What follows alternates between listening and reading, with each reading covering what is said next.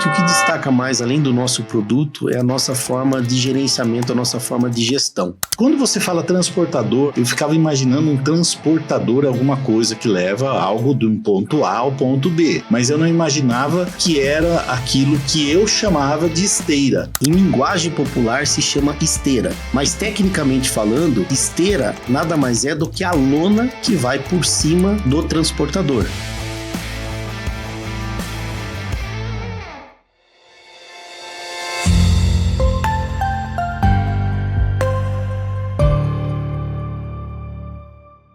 Olá, nossas boas-vindas a você. Estamos iniciando hoje o Industrialogia, os segredos da indústria em videocast. Meu nome é Edson Goulart, eu sou o host aqui desse videocast e a gente vai começar com um convidado muito especial, que é o Juliano Mendes Oliveira. Ele é CEO da Jumac Sistemas Transportadores, uma empresa, uma indústria que vende para a indústria. Então aqui hoje vai ter bastante assunto, bastante segredo, bastante bastidor da indústria para você que tem aí um pezinho de alguma forma na indústria, que gosta de curiosidades também sobre a indústria. Então a gente vai trazer aqui o caso da Jumac Sistemas Transportadores. Juliano, muito obrigado pela participação aí. A gente vai começar agora a bater um papo com o Juliano. O Juliano, que é corajoso pai de 4 filhos, o marido da nossa querida Daniela, que também dá uma baita de uma força para você lá na Jumac, né, Juliano? Sim. Quando eu conheci você, o seu filho, então, com 7 anos, ele disse para mim, eu perguntei para ele, o que seu pai faz? Ele falou, ele é presidente. Eu falei, puxa vida, que honra, né? Eu vou conhecer o presidente, né? Que eles eram coleguinhas, né? Junto com o meu filho mais novo. E aí eu agora pergunto para você, você é presidente? Quem me dera, né, esse título de presidente. Acho que para ele eu continuo sendo presidente, né? Mas numa empresa como a Jumac, eu falo que eu sou o homem multiuso, né? Como todos aqueles que começam a empreender, né, faz um pouco de tudo, né? Hoje da Jumac eu cuido mais da parte técnica comercial, mas faço outras coisas também, né? Mas ainda não assumi a cadeira de presidente, né? Então, na cabeça dele, eu continuo sendo presidente. Quem sabe um dia eu serei o presidente, né? Com certeza. Agora, você falou de empreendedor, né? Do empreendedor. Como é que nasceu esse ímpeto? Porque a Jumac está com quantos anos hoje? A Jumac vai completar 27 anos agora em abril. Nós estamos com 26 anos. Quase sua idade, né? Quase a minha idade. Eu comecei a empreender com 12 anos de idade. Mas como é que foi como é que nasceu aí a Jumac? E aproveita e explicar pra gente por que Jumac com K. Ok. Isso é uma coisa bem peculiar e bem interessante, né, Edson? Eu comecei a empreender muito novo. Eu trabalhei, meu pai tinha uma indústria, por curiosidade, de alimentos também, né, que era uma indústria de empacotamento, de pipoca, milho, fazia amendoim, entre outras especiarias também. Eu trabalhei com ele desde os 13 anos de idade. E eu tinha um tio em Bragança Paulista, que muito bem sucedido, ele tinha uma distribuidora de remédios. E uma vez eu fui na casa dele, ele me contou que ele começou sendo engraxate. Que ele engraxava os sapatos e começou a empreender e foi montando o negócio dele. E eu achei isso sensacional. E como meu pai tinha uma indústria, eu já trabalhava lá com ele meio período, que eu estudava e trabalhava meio período. Eu pedi para o meu pai fazer uma caixa de sapato para mim e comecei a engraxar o sapato dos vendedores, né? E das pessoas que iam na empresa. Foi assim que começou o meu espírito empreendedor. Então quer dizer, eu achei que era uma brincadeira dos 12 anos, então é verdade mesmo. É verdade mesmo, né? Legal. Então foi uma coisa que já despertou, né, esse espírito empreendedor, vamos falar assim. E eu trabalhava com o meu pai e eu fui estudar, né? Eu fui fazer um colégio técnico, Senai. Eu fiz um colégio eu estudei sobre elétrica industrial. E logo que eu saí do Senai, eu fui trabalhar numa empresa, né, aqui em Itu, que existe até hoje, Alibaba. Ele empacota arroz e feijão.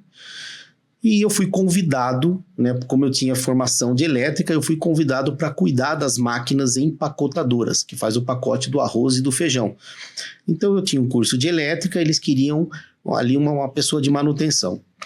E logo na primeira semana que eu fui convidado, eles me pagaram um treinamento em Santa Catarina, Jaraguá do Sul, que é a empresa que tinha as máquinas empacotadoras no Alibaba, que a empresa chama até hoje Halmac, e é Halmac com K. E eu fui fazer esse treinamento lá na Halmac.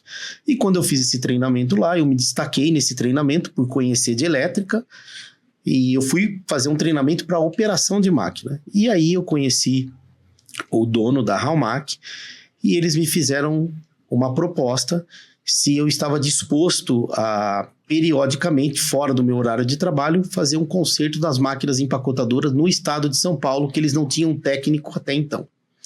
E foi aí que surgiu uma oportunidade.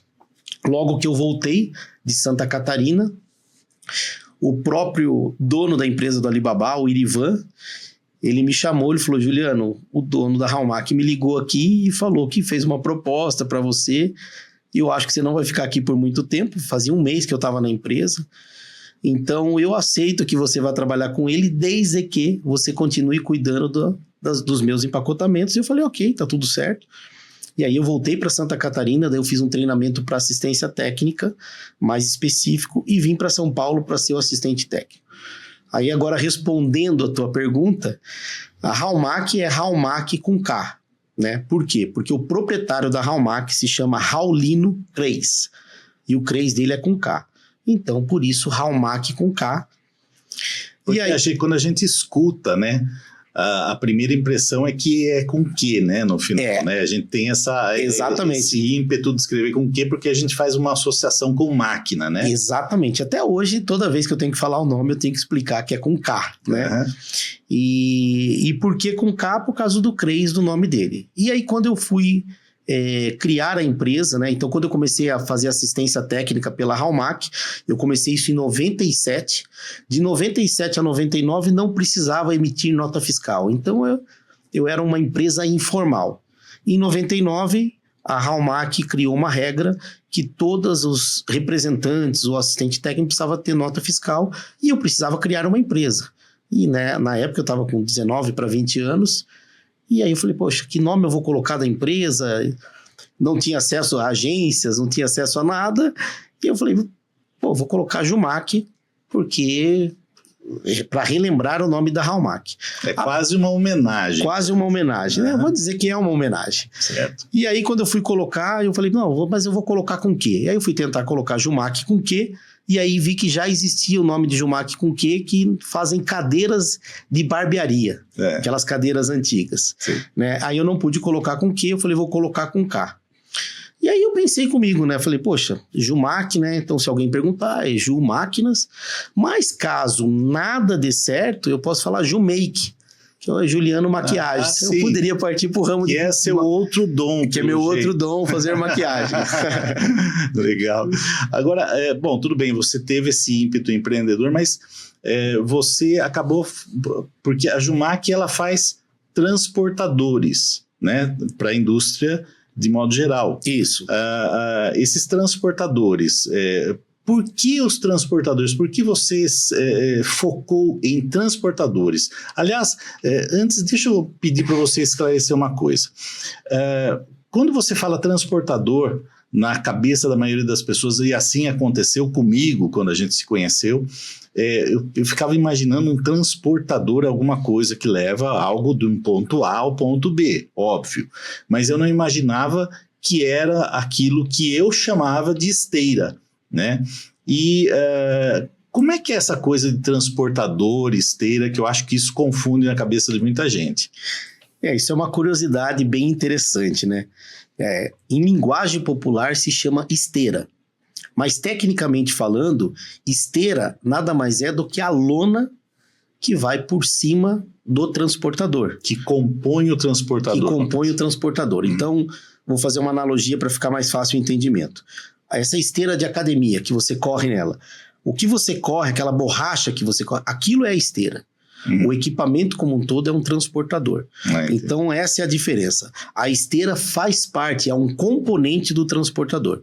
Então, a gente usa os dois nomes, né? Tecnicamente se chama transportador, mas popularmente se chama de esteira. E aí, voltando àquela primeira questão, por que você escolheu esse produto, esse equipamento para você produzir, desenvolver, enfim? Bom, Edson, como eu te expliquei inicialmente, né, eu sempre tive esse espírito empreendedor. E quando eu comecei a representar a Halmac aqui no estado de São Paulo, eu tive uma percepção que o estado de São Paulo, ele é um pouco diferente dos outros estados. Pela velocidade, pelo poder aquisitivo, pela quantidade de indústria que nós temos aqui no estado de São Paulo. E a Halmac, ela se preocupava, na época, exclusivamente da venda da máquina empacotadora que faz o pacote. Só que quando o cliente compra uma empacotadora, automaticamente ele precisa dos acessórios. Então eu vou dar um exemplo fácil. Comprou uma empacotadora para feijão, caso do Alibaba. Como que ele vai jogar o feijão dentro da empacotadora? Então ele precisa de um elevador, ele precisa de uma esteira, ele precisa de um silo. E a Halmac não fabricava esses acessórios. E nessa época, né, lá por 99, na verdade, de 99 é uma coisa importante, de 99 a 2001, 2003, a Jumac somente era uma assistência técnica e vendas de peça. A partir de 2003, que eu tive a sacada de fabricar os transportadores. Então, apesar da Jumac ter 27 anos, né, oficialmente, ela começou no ano de 2001, 2002 a fabricar esteiras transportadoras, né? Isso eu acho que é importante esse ponto. Bom, e aí o que acontecia? Eu ia nos clientes para instalar a máquina e muitas vezes o cliente não tinha o elevador. E ele estava alimentando manualmente, porque falou, olha, eu me preocupei em comprar a máquina, ainda não comprei o elevador, vou comprar o elevador. E aí foi aonde eu vi uma grande oportunidade. Falei, poxa, na época a Halmac vendia 26 máquinas por mês para o Brasil todo e não fabricava os acessórios. Falei, tem uma oportunidade de vender 26 equipamentos junto com a Halmac. Entendi. E foi aí que eu tive a sacada de fazer esteiras transportadoras. Então, inicialmente, quando eu pensei em fabricar transportadores, eu pensei em fabricar exclusivamente para a máquina empacotadora, o que depois de uns anos mudou, mas foi assim que surgiu a ideia de fabricar transportadores. Tá, então eu falei um ponto aí que eu quero retomar. Eu falei que a gente entende que um transportador é para tirar algo do ponto A e levar para o ponto B. Você estava me falando das empacotadoras e eu acredito que, obviamente, que num processo produtivo de uma indústria tem vários equipamentos de processamento daquele produto, né?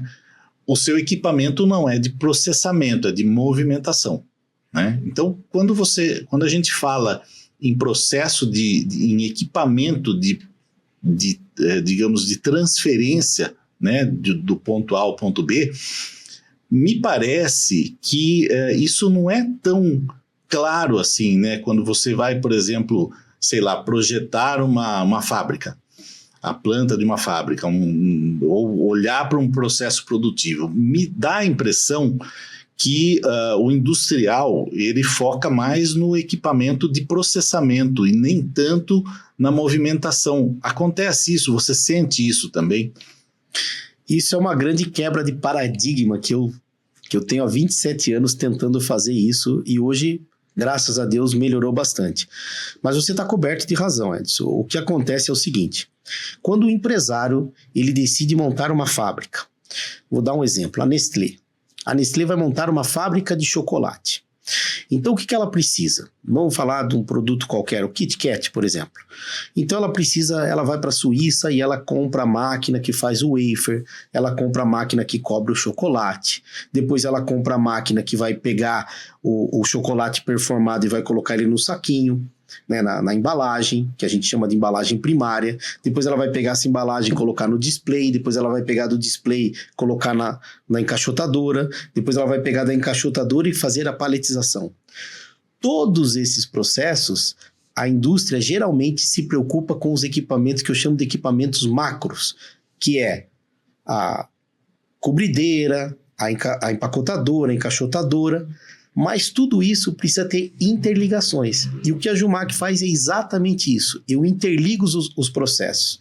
Então eu pego desde o processo do produto in natura, levo a matéria-prima até o misturador, do misturador até a máquina que vai performar o chocolate, depois do chocolate até a máquina que vai empacotar, do empacotamento para o encaixotamento, e assim sucessivamente. Desculpa, eu vou fazer uma brincadeira agora, espero que não seja de mau gosto.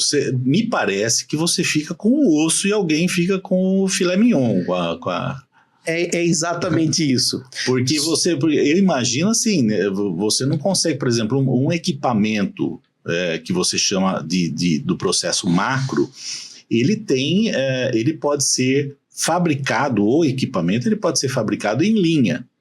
Me corrija se eu estiver errado.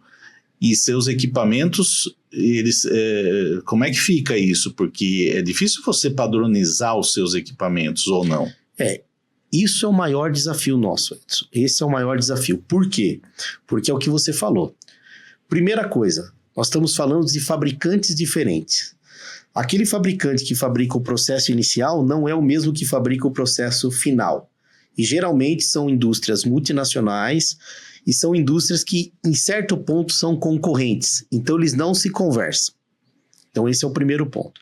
Segundo ponto, eles não mexem na máquina deles, porque a máquina deles é padrão. Então, se vira o fabricante de esteira. Ou seja, você tem que fazer um interfaceamento, né? Exatamente. Ou seja, o meu produto ele é 100% personalizado.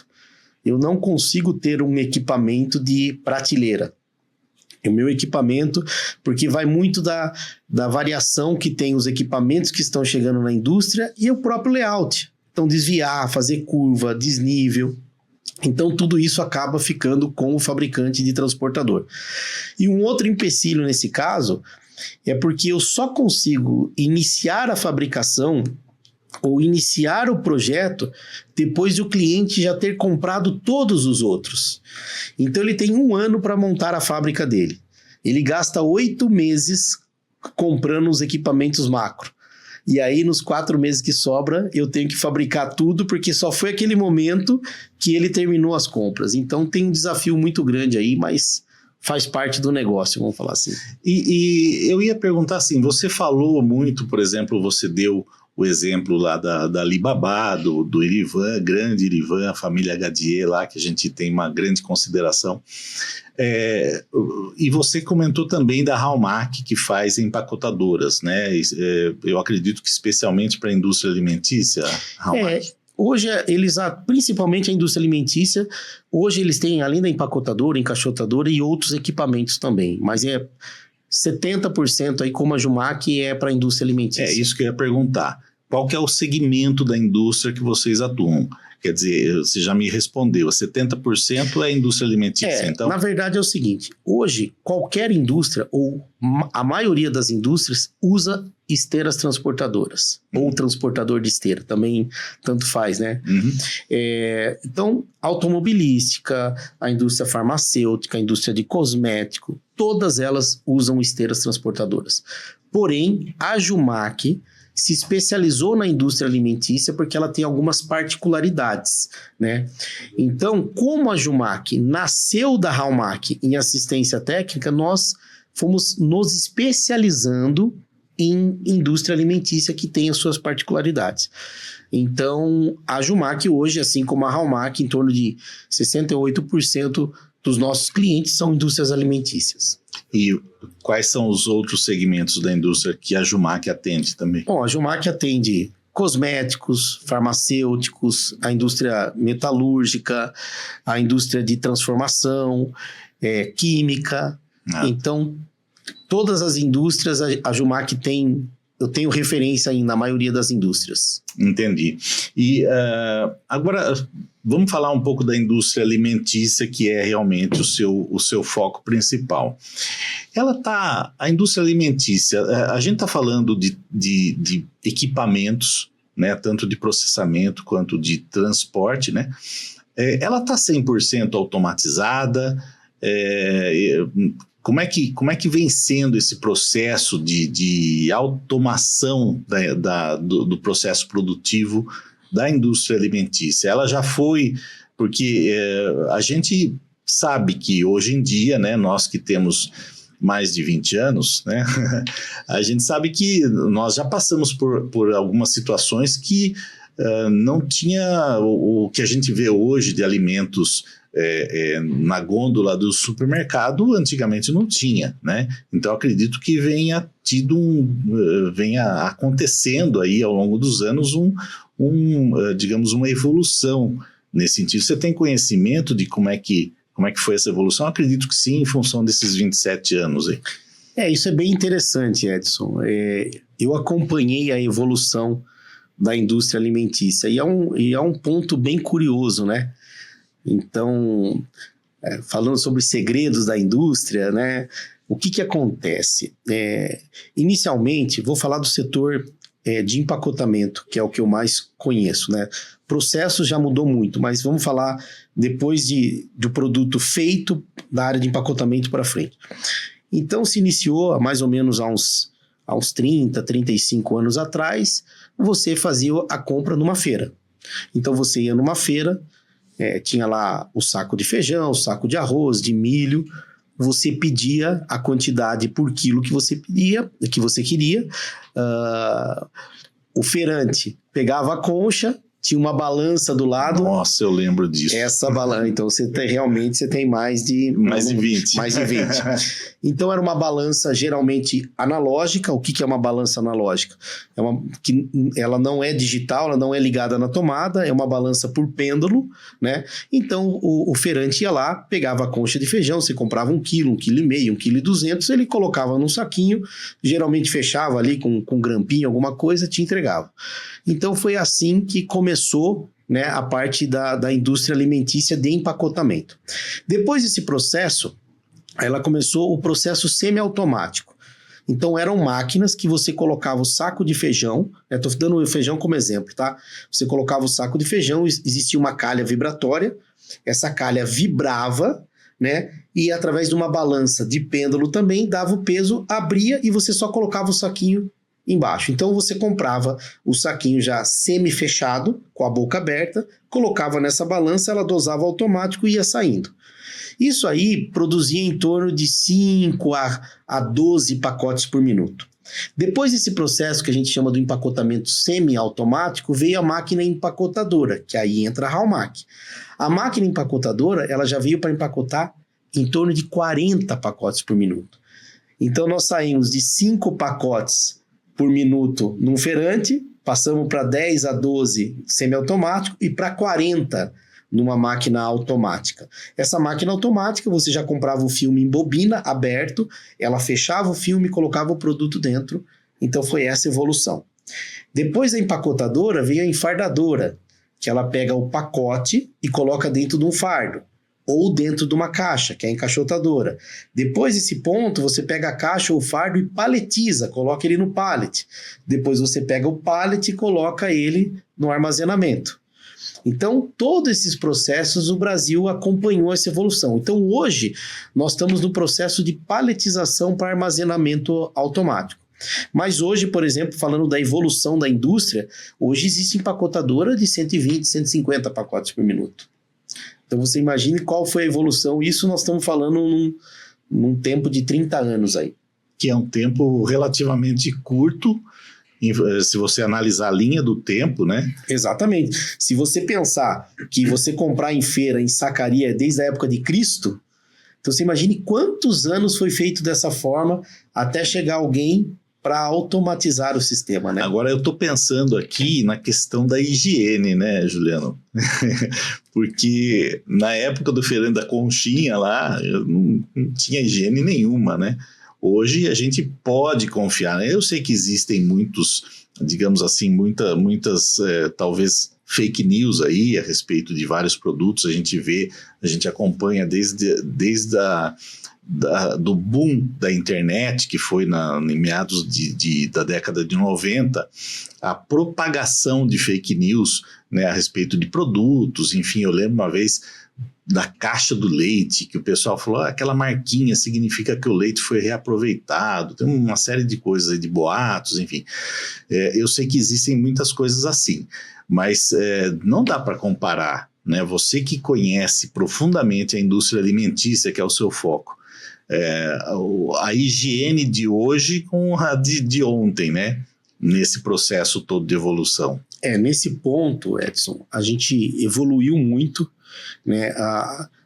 É uma curiosidade também, a indústria brasileira é uma das que mais se preocupam, né, com essa parte de higienização, porque a nossa legislação ela é muito rígida nesse ponto, né? A Anvisa, entre outros órgãos, para você abrir hoje uma indústria alimentícia, o grau de exigência é muito alto.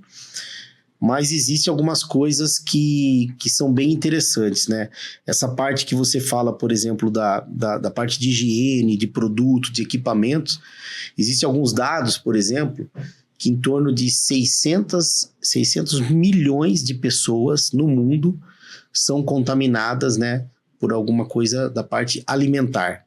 Caramba! Então, dessas 600 milhões de pessoas, isso representa em torno de uma pessoa em cada 10, mais ou menos, tá? Nossa.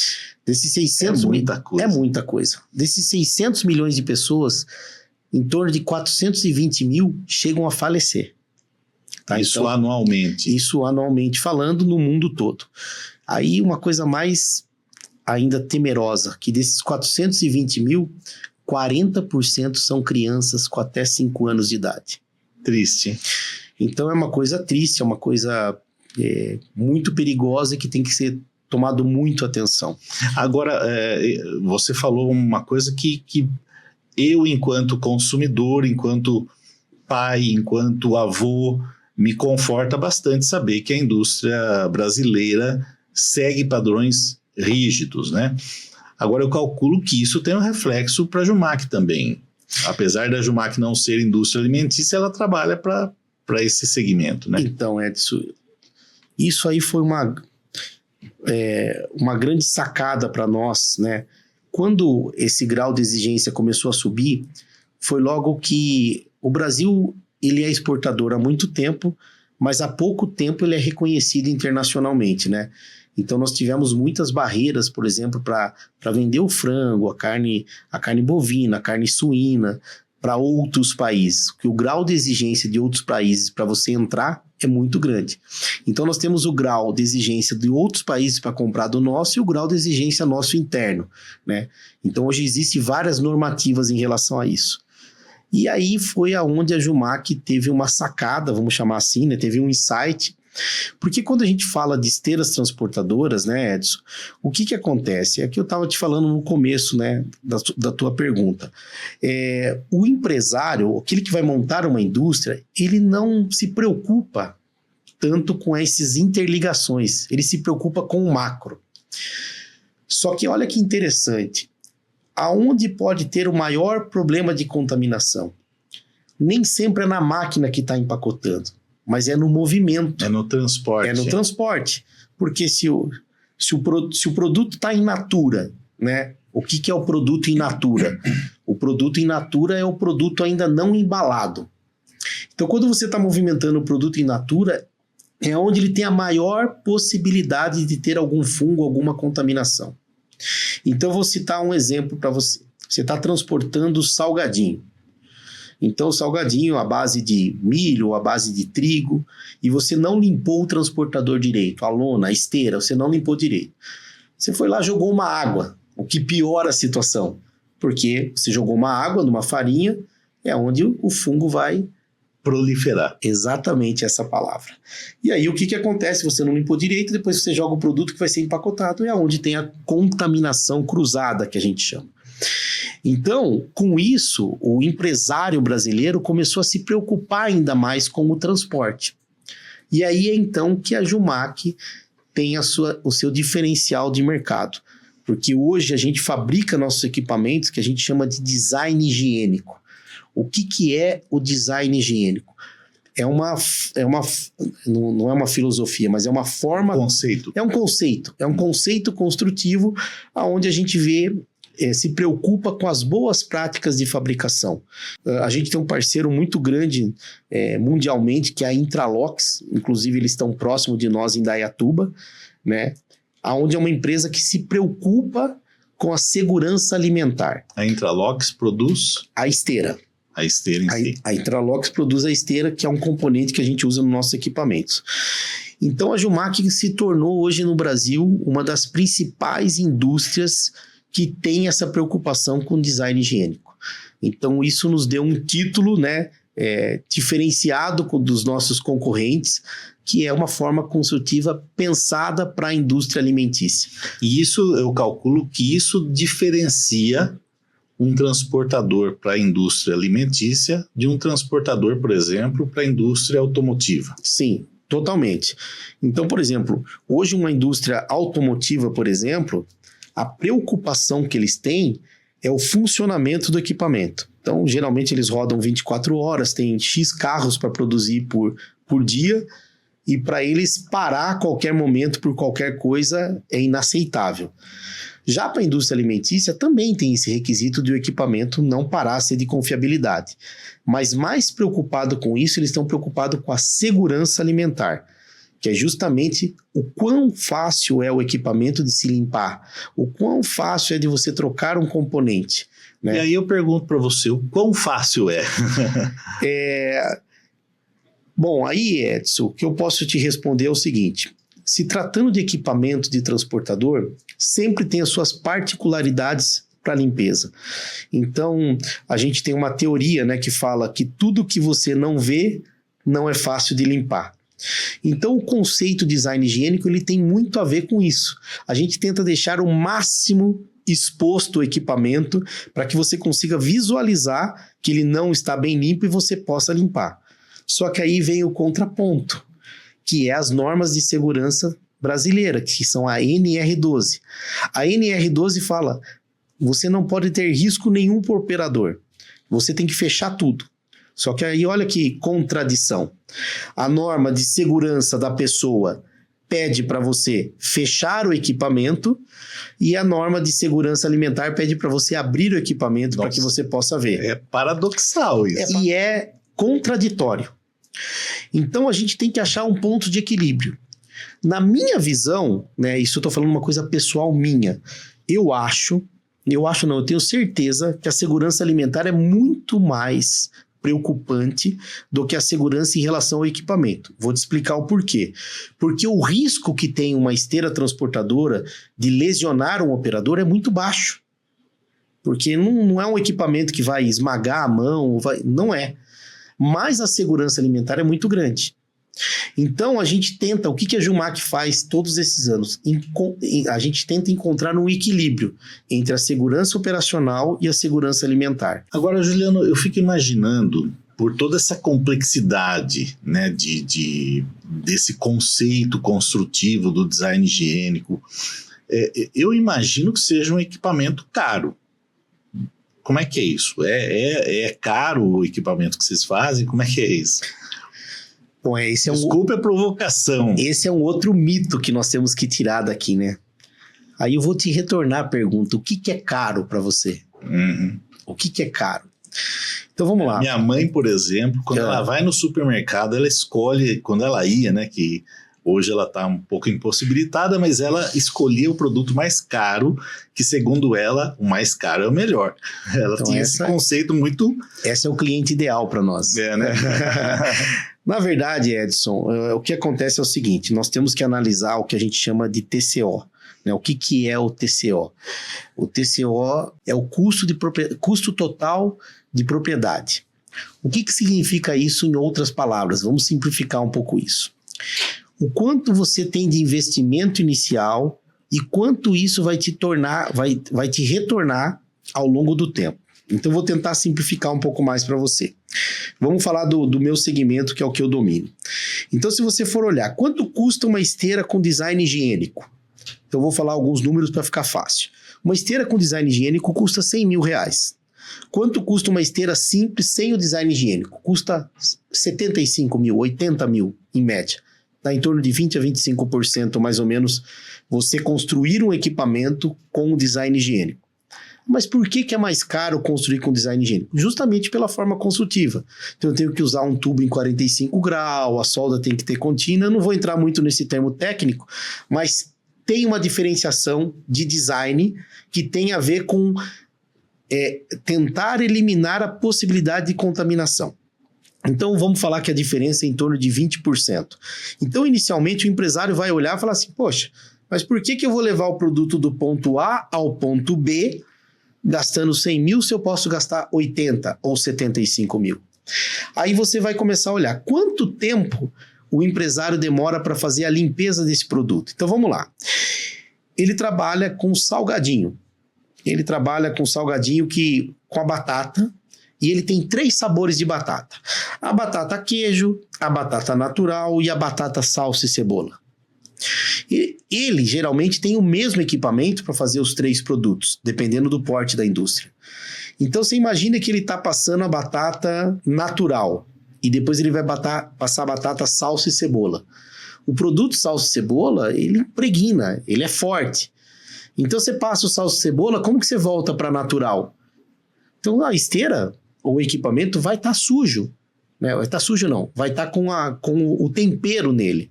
E ele vai pegar gosto no outro produto. E isso falando de produtos similares que só a diferença é sabor.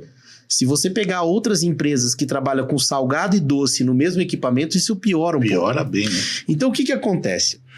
Quanto tempo você demora para fazer a higienização ou a limpeza de um equipamento? Então, eu vou falar em média, uma esteira transportadora para ser limpa, para você poder trocar de produto, demora 1 hora para fazer a limpeza. Então é 1 hora de operação, ou seja, o manutentor fazendo isso, é 1 hora de água, de produtos de limpeza. Aí eu chego para você e falo, olha, o meu equipamento com design higiênico, que é o mesmo equipamento que leva do ponto A ao ponto B, você demora 20 minutos. Que é essa proporção, eu não estou chutando, tá? É em torno de 1/3. É isso, falando assim, né, para a pessoa mais desinformada, isso não é tanto tempo, mas se você acumular isso em termos de produção, de meses, isso se torna relevante, né? Mas se você pensar o seguinte, Edson, a cada 1 hora que um cliente demora para limpar, sem design higiênico, você demora 20 minutos. Ou seja, você consegue fazer 3 limpezas enquanto o outro faz só uma. E isso nós estamos falando só de tempo, que é um bem muito precioso e tem um valor alto numa indústria que trabalha com 40 pacotes por minuto, por exemplo. No mínimo, né? No mínimo. Você falou aí que tem equipamentos que produzem mais, bem mais. Exatamente. Só que você não pode levar em conta somente o tempo. É um fator o mais importante. Mas existe quanto você vai gastar de água, quanto você vai gastar de produto de limpeza, quantas pessoas vão estar envolvidas na limpeza. Mas espera um pouquinho, você tá me dizendo que, por exemplo, a quantidade de água para um equipamento com design higiênico é potencialmente menor do que para um equipamento sem o design higiênico? Eu estou afirmando para você isso. Por quê? Porque justamente vem da forma construtiva. Então tá, você falou... Desculpe, mas você tinha comentado, você falou, não vou falar de detalhes técnicos, mas eu acho que vale a pena. Porque quando você fala em design higiênico, vem na nossa cabeça, primeiro, o design. Então a gente imagina que tem um design diferente, mas não é isso, é um conceito mais profundo. Dá alguns exemplos para a gente do que seria um equipamento com design higiênico e sem design higiênico, por exemplo. Tá, eu vou tentar falar de uma forma simples para quem está nos assistindo consiga entender. Então vamos falar de solda, por exemplo. Quando você tem uma chapa e você junta uma chapa na outra, então você fica um vão entre uma chapa e outra. Na construção normal, você vai fazendo pontos de solda. Você começa a fazer pontos de solda, só que quando você faz pontos de solda, onde não tem solda, a possibilidade de um pó, de um açúcar ou de um sal entrar ali é gigantesca. Entrou o sal ali, você jogou água, o que vai acontecer? Ah, entendi. Aí você vem e solda ele inteiro, que a gente chama de solda contínua. Ou seja, aonde tinha ponto que podia entrar sujeira, não entra mais. É um detalhe que para a maioria das pessoas é um detalhe assim bobo, né? É um detalhe bobo. Agora eu pergunto para você, quanto custa você dar pontos de solda e quanto custa você dar a solda inteira? Entendi. Em termos de tempo e de material. Então é por isso a diferença de custo. Mas... O tempo, material e habilidade do soldador, né? Habilidade do soldador, exatamente. Então o que nós temos que pensar? Que quando você faz um equipamento pensado para a indústria alimentícia, pensado com o design higiênico, a forma construtiva dele é própria para que não haja esses pontos de acúmulo. Na verdade, eu estaria sendo leviano falar que não vai ter, porque é impossível você construir um equipamento que não tenha ponto. Mas a gente evita que tenha esses pontos, pensando nesse design higiênico. E cada dia que passa, cada ano que passa, a gente vem descobrindo novas formas, né, de encontrar produtos e design que a gente possa trazer para a realidade da indústria alimentícia. Não sei se ficou claro, Edson. Não, ficou. Mas, por exemplo, você falou do tubo de 45 graus. Por que o tubo 45 graus? Porque você pensa que você faz um tubo, né? Nós vamos pensar num tubo quadrado. O tubo quadrado, ele tem essa chapa aqui em cima. Todo o pó entra e para aqui. Quando você faz ele 45 graus, você evita, ele escorrega.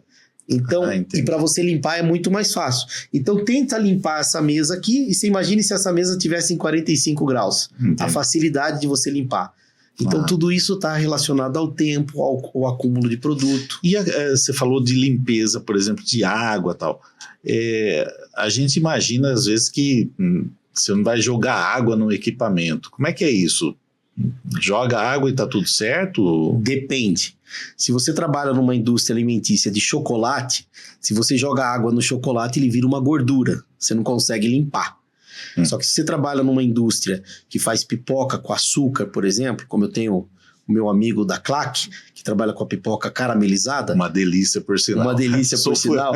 Ele lava 100% dos equipamentos dele. E quando eu falo lava, não é jogar um chuveirinho, é vir com a VAP e limpar o equipamento, literalmente. Então, se você tem um equipamento com essa forma construtiva, facilita muito a limpeza dele. Então, muitas indústrias trabalham com um sistema de lavagem, que a gente chama, tá? Existem alguns outros sistemas automáticos e dá para limpar também. Mas toda indústria que trabalha com um sistema de lavagem, esse conceito ajuda muito eles, tá? Certo. Uma das premissas do design higiênico que a gente estava conversando até nos bastidores aqui do videocast, você comentou sobre o sistema CIP, se eu não me engano é esse o nome, né? Isso. O sistema CIP, eu fui lá pesquisar Cleaning in Place, seria limpeza no local. Exatamente. O que é isso? Tem a ver com o design higiênico? Isso tem a ver com o design higiênico e também é um produto que a gente oferece nos nossos equipamentos. Então vamos lá. Falando de esteiras transportadoras. O que é uma esteira transportadora? São 2 cilindros com a lona por cima. Como que você vai limpar por dentro as engrenagens e por dentro da esteira? Então você tem que abrir ela, desmontar ela inteira para poder fazer a limpeza. E isso é necessário para não ter contaminação. O sistema CIP, eu coloco dentro dessa esteira um tubo como se fosse uma VAP instalada dentro do equipamento. E eu lavo esse equipamento por dentro com água pressurizada, pode ter produto químico ou não, depende do produto e do cliente, e ele faz esse ciclo automaticamente.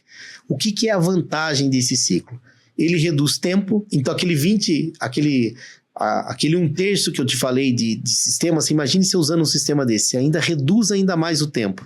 Reduz o tempo, o gasto de consumíveis, porque você vai gastar menos água, você vai gastar menos produto químico, e não vai precisar do operador para fazer a limpeza, porque o sistema faz automaticamente a limpeza.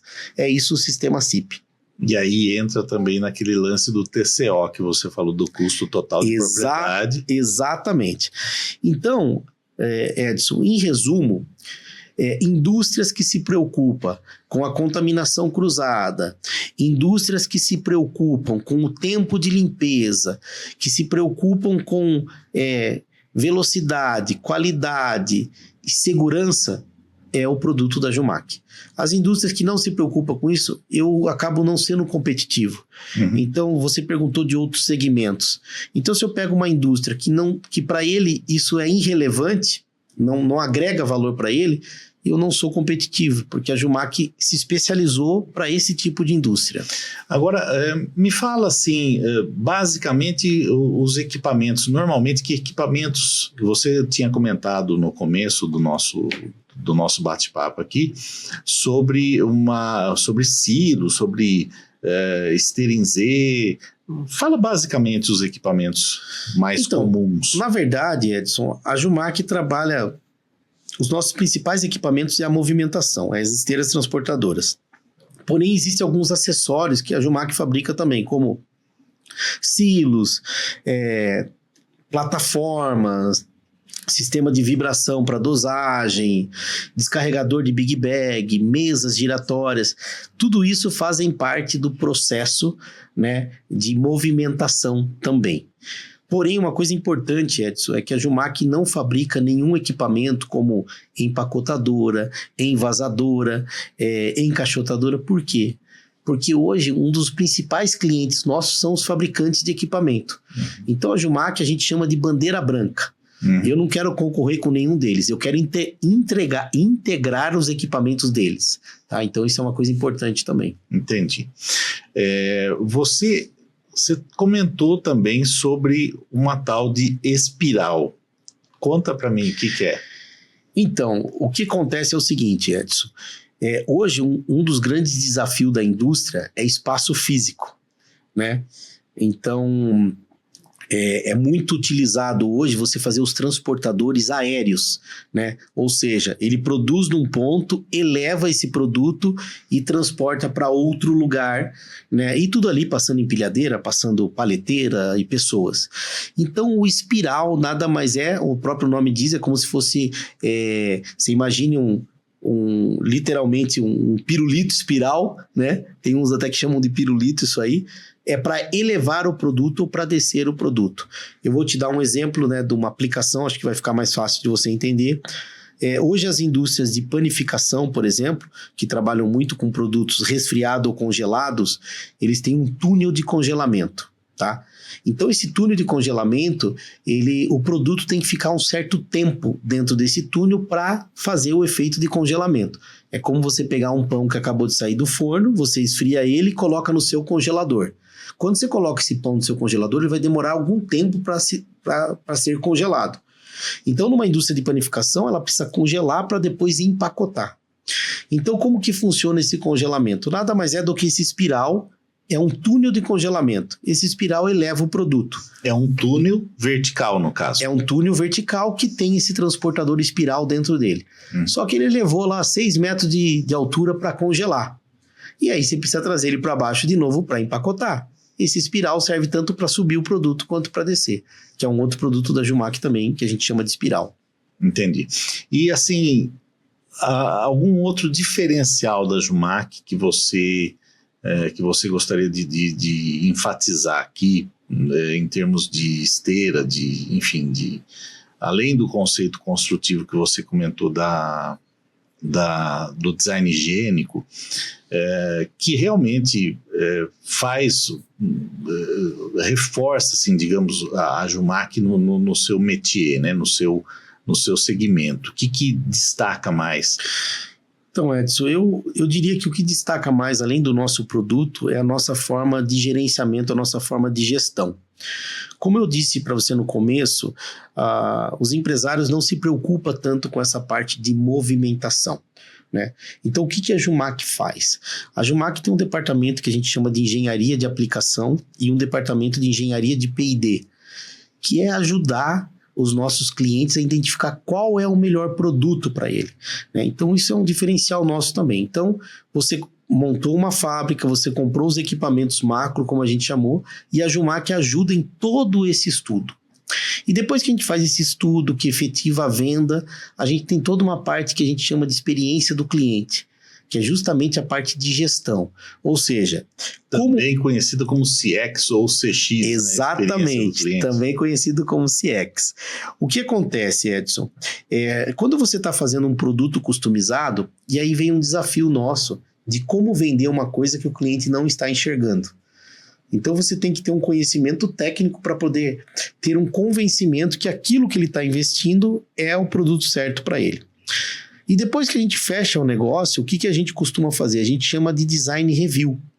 Então, a cada hora que a gente começa a projetar o produto do cliente, a gente tem reuniões periódicas com ele, com departamentos de segurança, com departamento de qualidade, com departamento de produção, para mostrar, olha, para limpar esse produto vai ser assim, olha, mas muda, porque aqui eu não uso água.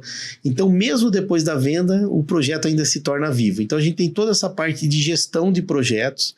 Aí a gente também tem um evento que a gente faz dentro da fábrica, isso é relativamente comum, né, nas indústrias de equipamento, que a gente chama de FAT, né, que é a entrega técnica dentro da nossa fábrica. Então, o que é isso? Em outras palavras, a gente pede para o cliente, né, quase uma obrigação, a gente meio que impõe isso para o cliente, que ele venha na nossa fábrica, traga o produto dele, e a gente faz toda a simulação do processo dentro da nossa fábrica, para ele ter certeza que aquilo que ele comprou está funcionando e nós vamos instalar o equipamento que foi comprado. Então a gente tenta simular diversas situações.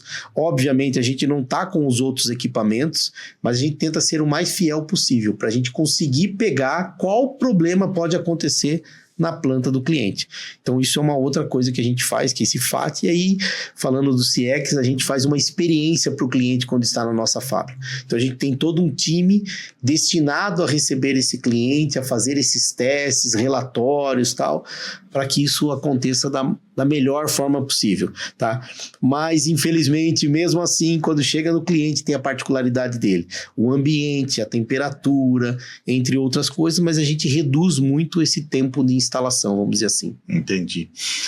Bom, agora para a gente encerrar, né? Eu queria saber como é que você vê o futuro da indústria de bens de capital, né? Que é o seu negócio, né? É a fabricação de equipamentos, máquinas. Como é que você vê isso no Brasil, nas condições que nós estamos hoje? Não vamos falar de política aqui, né? Mas é claro que influencia bastante. Como é que você vê isso? Você tem um olhar otimista sobre a indústria de bens de capital? Edson, eu diria que nós da Jumac somos privilegiados, porque a gente olhando hoje a evolução da inteligência artificial, a evolução da velocidade que tudo está acontecendo, e é inegável que a gente está perdendo mão de obra, né? Eu sempre falo que hoje você não vê um jovem se formando e falar, eu quero ser torneiro mecânico, eu quero ser eletricista. Então isso está acabando. Porém, a Jumac, por fabricar equipamentos para industriais, por fabricar automação industrial, o nosso eu vejo ainda vida longa. Porque, quer queira, quer não, o nosso produto ajuda a otimizar o espaço físico, a aumentar a produtividade e reduzir o contato manual.